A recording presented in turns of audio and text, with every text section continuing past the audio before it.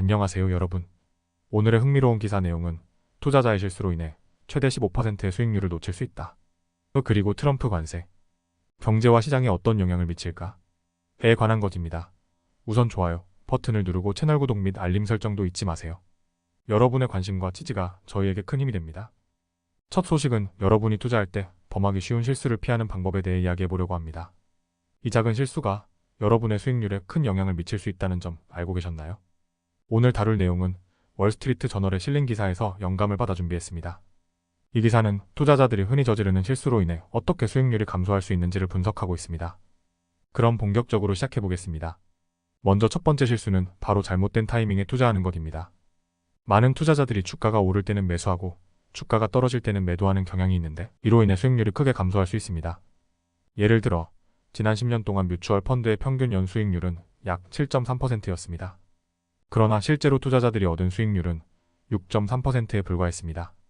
이 작은 차이가 시간이 지남에 따라 수만 달러의 차이를 만들 수 있습니다. 그렇다면 어떻게 이 실수를 피할 수 있을까요? 바로 균형 잡힌 포트폴리오를 유지하는 것입니다. 주식과 채권을 혼합한 펀드는 변동성이 큰 시장에서도 상대적으로 안정적인 수익을 제공할 수 있습니다. 예를 들어 2022년에 주식과 채권 모두 큰 폭으로 하락했지만 균형 잡힌 펀드는 단일 주식 펀드보다 덜 손실을 보았습니다.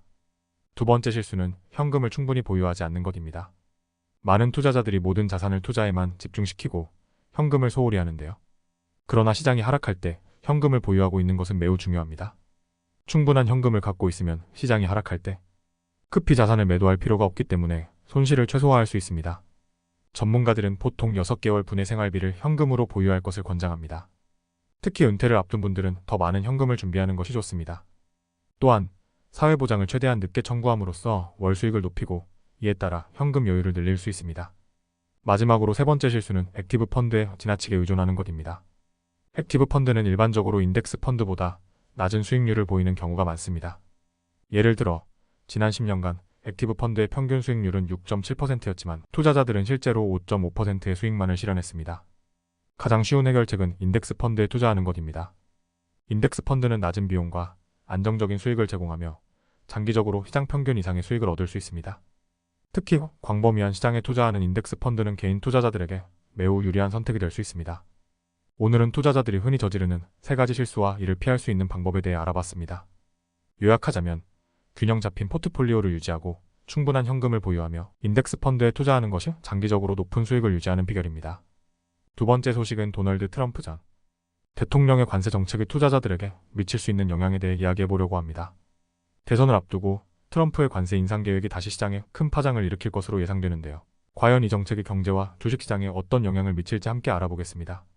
이 내용은 월스트리트 저널의 최근 기사에서 소개된 내용으로 저희가 논리적으로 체계화하여 여러분께 전달해 드리려고 합니다. 그럼 본격적으로 시작해 볼까요? 먼저 트럼프 전 대통령의 관세 정책이 어떤 점에서 새로운지를 살펴보겠습니다. 트럼프는 재선될 경우 미국의 관세 정책을 전면 개편하겠다고 공언했습니다. 그 중에서도 범용 기준 관세 시스템을 도입하겠다는 계획이 주목받고 있는데요. 이는 모든 수입품에 10%의 관세를 부과하겠다는 것입니다. 이러한 관세 인상은 경제학자들 사이에서 큰 우려를 불러일으키고 있습니다. 왜냐하면 관세는 외국이 아닌 미국 내 기업들에게 직접적인 부담을 주기 때문이죠. 기업들은 이 비용을 소비자에게 전가하게 되고 이는 결국 소비자 가격 상승으로 이어질 수 있습니다. 트럼프의 관세 정책이 현실화될 경우 경제 성장에 큰 타격이 예상됩니다. TD 시큐러티즈의 분석에 따르면 10%의 보편적 관세는 인플레이션을 약 0.60, 9%포인트 증가시킬 것으로 보입니다. 이는 소비자들의 구매력을 감소시키고 결국 경제 성장률을 12%포인트 낮출 수 있다는 분석이 나왔습니다. 또한 관세는 특정 산업에는 혜택을 줄 수 있지만 다른 산업에는 심각한 피해를 줄 수 있습니다. 예를 들어 미국 내 철강 제조업체들은 이득을 볼 수 있지만 자동차 제조업체들은 더 비싼 철강을 사용해야 하므로 생산 비용이 증가하게 됩니다. 관세 인상은 주식시장에도 큰 영향을 미칠 것입니다. 트럼프가 2018년에 관세를 인상했을 때 주식시장은 이에 따라 크게 흔들렸습니다. 특히 수입 의존도가 높은 기업들의 주가는 큰 타격을 받았죠. 이번에도 마찬가지로 트럼프의 관세 정책이 현실화된다면 수입업체들의 주가가 하락하고 이로 인해 시장 전반에 불안감이 조성될 것입니다. 그러나 일부 분석가들은 트럼프의 관세 정책이 실제로 그가 공언한 만큼 강력하게 시행될지에 대해 회의적입니다. 특히 공화당이 의회를 장악할 경우 트럼프가 계획한 만큼의 관세 인상은 어려울 것이라는 전망도 있습니다. 그렇다면 트럼프가 실제로 이러한 관세 인상을 강행할 수 있을까요? 법적으로는 대통령이 특정 수입품에 대해 일방적으로 관세를 인상할 수 있는 권한이 있습니다. 특히 중국과 같은 주요 무역 상대국에 대해서는 관세 인상이 더욱 쉬울 수 있습니다. 하지만 트럼프가 모든 수입품에 대해 일률적으로 10%의 관세를 부과하는 것은 현실적으로 어려울 수 있다는 지적도 있습니다. 이는 의회 승인이 필요할 수 있기 때문이죠. 따라서 트럼프가 관세 인상을 통해 시장에 큰 충격을 줄 가능성은 낮을 수도 있습니다. 오늘은 트럼프 전 대통령의 관세 정책이 경제와 주식시장에 미칠 영향을 분석해 보았습니다. 요약하자면 트럼프의 관세 인상은 경제 성장률을 낮추고 소비자 물가를 상승시킬 가능성이 큽니다.